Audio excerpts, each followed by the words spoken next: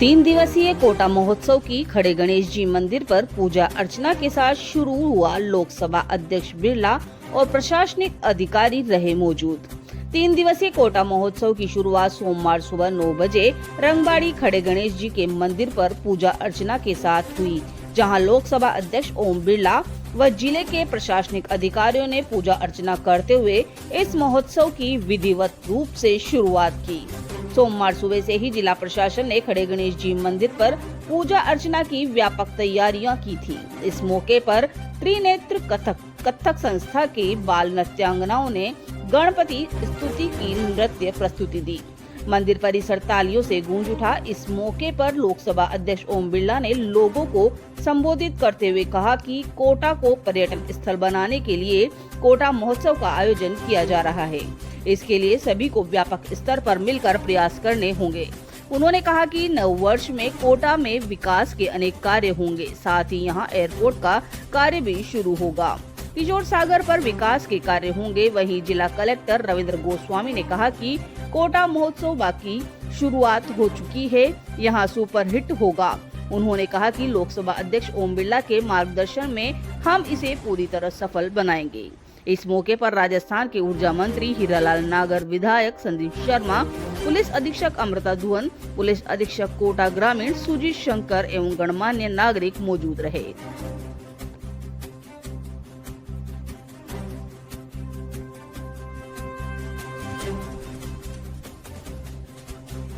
कोटा महोत्सव की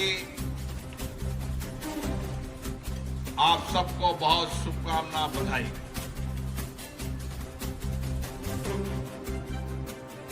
खड़े गणेश जी का यह मंदिर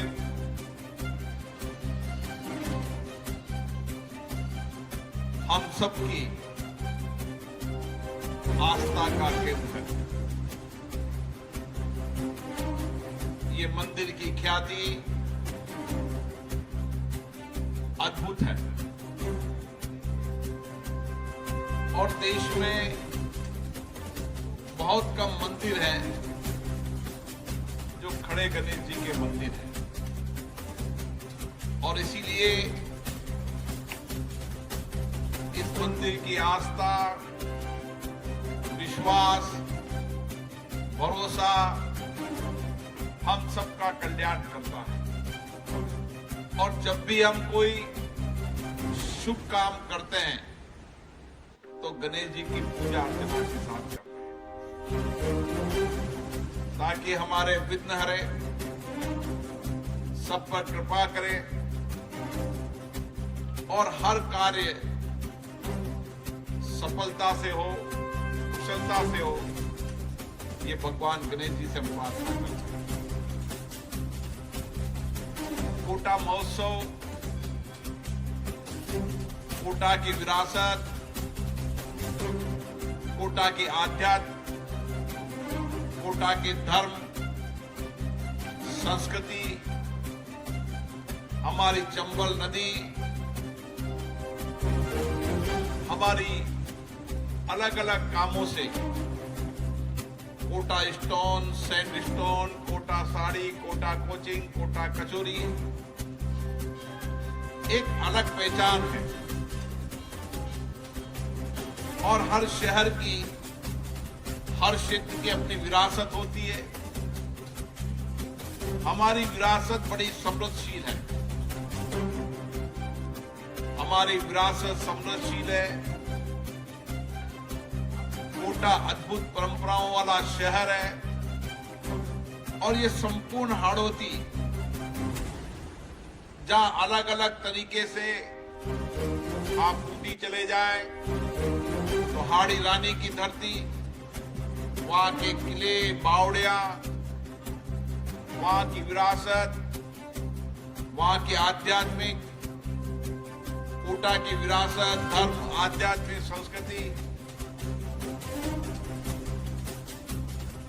बारा, झालावाड़, ये हमारा संपूर्ण क्षेत्र हाड़ौती के नाम से ख्यात है। और हाड़ौती के अंदर एक अद्भुत विरासत है, अद्भुत कला है, संस्कृति है। हमारे कलाकार भी अद्भुत हैं। इन महोत्सवों से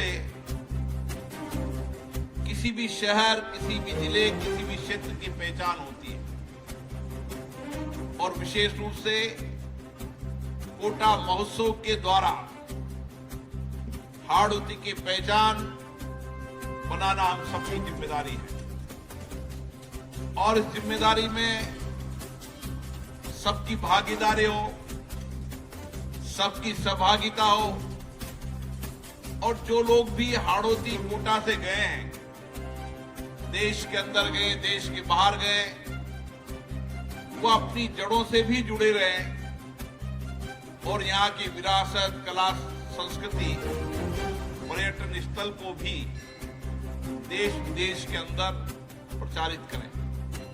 मुझे खुशी है कि आज ये कार्यक्रम नए स्वरूप से उभर कर आया है। जो कोटा की पहचान है, किसी समय औद्योगिक नगरी के रूप में पहचान थी, अब शैक्षिक नगरी के रूप में पहचान है। हमारा प्रयास चाहिए कि बदलती परिस्थितियों के अंदर हम नई नई पहचान बनाएं, क्योंकि समय, काल, परिस्थितियां बदलाव की होती है और इस बदलाव की परिस्थिति के अंदर हम सबका प्रयास होना चाहिए कि किस तरीके से आने वाले समय के अंदर कोटा के विकास के लिए, हाड़ौती के विकास के लिए जो यहाँ की प्रचुर संभावना है। कोटा एक ऐसा शहर है जो रोड कनेक्टिविटी के अंदर देश के अधिकतम हिस्सों से जुड़ा हुआ है।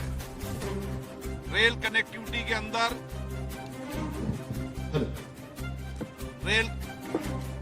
रेल कनेक्टिविटी के अंदर ये देश का सभी हिस्सों से जुड़ने वाला कोटा का रेलवे स्टेशन है। हमारे यहाँ पर बिजली है, पानी है, पर्याप्त संसाधन है। लंबे समय से यहाँ एयरपोर्ट की आवश्यकता थी, उसका काम भी बहुत जल्दी शुरू हो जाएगा। डीपीआर तैयार हो चुकी है। 3 महीने के अंदर टेंडर प्रक्रिया पूरी होने के बाद 3 महीने बाद इसका काम शुरू हो जाएगा। तो कनेक्टिविटी के लिहाज से भी, चाहे रोड कनेक्टिविटी हो, चाहे रेल कनेक्टिविटी हो, चाहे एयर कनेक्टिविटी हो, ये सब कनेक्टिविटी यहाँ पर है। पर्याप्त पीने का पानी है, पर्याप्त चंबल की नदी है। और इसीलिए जब मैं कोटा से बाहर जाता था तो मुझे देश के अंदर, देश के बाहर अलग अलग जिले के लोग मिलते थे, राजस्थान के लोग भी मिलते थे, लेकिन मुझे कोटा का व्यक्ति कभी नहीं मिला। मैं युवा मोर्चा में था तब भी पूछता था ये क्या कारण है कि कोटा का व्यक्ति न जयपुर है, न गुवाहाटी है, न विदेश में, दुनिया में कहीं नहीं है। क्योंकि चंबल माँ का ऐसा वरदान था कि 2 टाइम की रोटी का यह इंतजाम था, तो लोगों ने पलायन नहीं किया। राजस्थान के अंदर पानी का संकट था, लोगों ने पलायन किया तो प्रसिद्धि प्राप्त की तो देश विदेश के अंदर ख्याति भी प्राप्त की। तो विचार करना चाहिए कि हमें पलायन नहीं करना, लेकिन लोगों को बुलाना है। हमारी सोच, चिंतन, विचार में नया कुछ करने का होना चाहिए और इसके लिए अभी सबसे अनुकूल समय है। नई सोच हो, नया चिंतन हो, नई दिशा हो, नए इनोवेशन हो, ताकि हम यहाँ रोजगार की दृष्टि से फिर से कोटा को नए स्वरूप के अंदर खड़ा कर सके। आप विश्वास करें, आने वाले समय के अंदर यहाँ पर 2025 में एक इंडस्ट्री पार्क भी बन जाएगा और इस इंडस्ट्री पार्क के अंदर अब इंडस्ट्री लाने वालों की आवश्यकता है। जहां जहां इंडस्ट्री पहुंचनी है वहां पानी पहुंचा देंगे। इंडस्ट्री पार्क के साथ साथ स्टोन पार्क भी 2025 के अंदर बनने की प्रक्रिया शुरू हो जाएगी। तो 2025 हमारे लिए सबसे अनुकूल साल है, जब एयरपोर्ट की शुरू हो जाएगी, नया इंडस्ट्री पार्क बन जाएगा, और जो आप सोचते हो, चिंतन करते हो, उस सोच चिंतन की आवश्यकता के अनुसार 2025 आने वाले समय के अंदर सबसे सुनहरा वर्ष होगा, जब हमारे जितने भी, चाहे खड़े गणेश जी का मंदिर हो, चाहे मथुराधीश का मंदिर हो, तमाम हमारे आध्यात्मिक केंद्र, हमारा किशोर सागर तालाब, हमारा दशहरा मैदान का सेकंड फेज, जो हमारी सोच और चिंतन है कि जिस तरीके से यशु भूमि है, भारत मंडप है, इसी तरीके से दशहरे मैदान का काम भी 2025 में शुरू हो जाएगा, ताकि देश और दुनिया के लोग यहां पर आ सके, इस मैदान में अपनी प्रदर्शनी लगा सके, सेमिनार कर सके, आयोजन कर सके, क्योंकि आने वाले समय के अंदर इन सब स्थानों की आवश्यकता होगी। किशोर सागर तालाब भी अपने आप में अद्भुत होगा और देश और दुनिया के लोग उसको देखने आएंगे।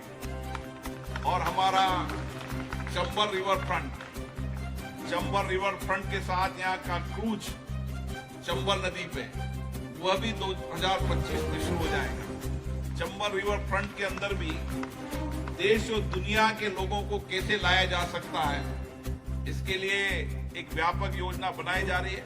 मैंने जिला कलेक्टर से कहा है कि दुनिया के जितने भी लोग हैं, देश के जितने भी लोग हैं, सेलिब्रिटी लोग हैं, वो जब चंबल रिवर फ्रंट पर आएंगे तो आने वाले समय में शादियों का और इवेंट का सबसे बेहतर स्थान चंबल रिवर फ्रंट होगा। और इसीलिए मुकंदरा नेशनल पार्क, वहां पर टाइगर्स आ गए, 2025 में 3 टाइगर और आएंगे, रामगढ़ अभयारण्य में भी नए टाइगर आएंगे।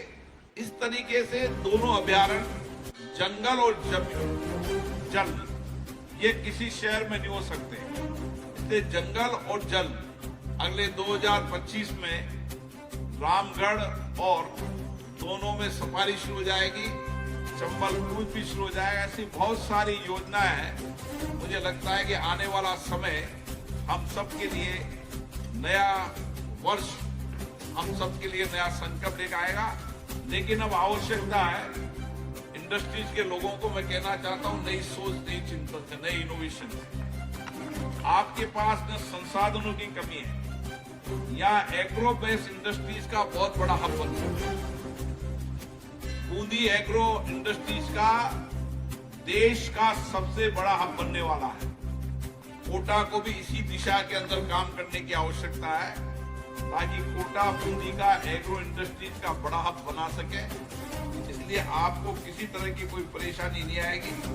हमारे ऊर्जा मंत्री जी भी यहाँ पर बैठे हैं, हीरा लाल जी, जो ऊर्जा की कोई कमी नहीं आएगी। पानी का मंत्री भी यहाँ पे है, हमारे एमएलए साहब हैं, जिला कलेक्टर महोदय हैं, और आचार्य जी विराजमान है, अशोक माहेशी जी, कांति जैन जी, गोविंदा जी, सभी जनप्रतिनिधि, सभी अतिथि यहाँ पर हैं। मैं सबका इस महोत्सव के लिए, सहयोग के लिए धन्यवाद देता हूँ। महोत्सव हमारी विरासत, हमारी संस्कृति, हमारी आध्यात्मिक शैली का परिचित है। इसीलिए अपनी सांस्कृतिक, पारंपरिक, औद्योगिक श्रेष्ठ विविधताओं को हम राष्ट्रीय पटल पर कैसे ला सकते हैं, और इसके लिए हमें एक कंपटीशन करना चाहिए वीडियोग्राफी का, फोटोग्राफी का, जो इस स्थल को अधिकतम देश और दुनिया में लोग पहुंचाएं, क्योंकि जमाना टेक्नोलॉजी का है।